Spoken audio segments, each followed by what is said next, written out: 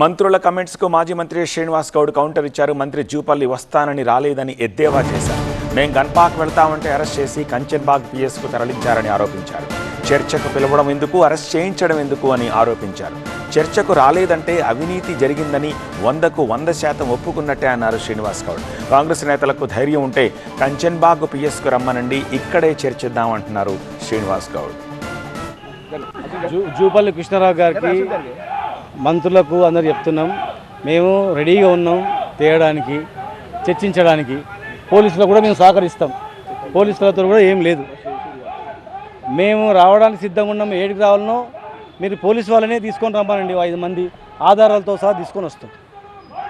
మేము ఆధారాలతో సహా తెస్తున్నప్పుడు మీరు సవాల్ స్వీకరించి రావాలా.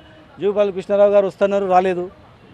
పొన్నం ప్రభాకర్ గారు, అట్లూరికి లక్ష్మణ్ గారు, అజరుద్దీన్ గారు అక్కడ ఉంటామన్నారు. మరి ఉంటామని చెప్పి మేము బయలుదేరినప్పుడు ఎందుకు అరెస్ట్ చేయిస్తున్నారు? ఎందుకు భయం? అవినీతి జరిగినప్పుడు ఎందుకు భయం? చర్చించాలి కదా.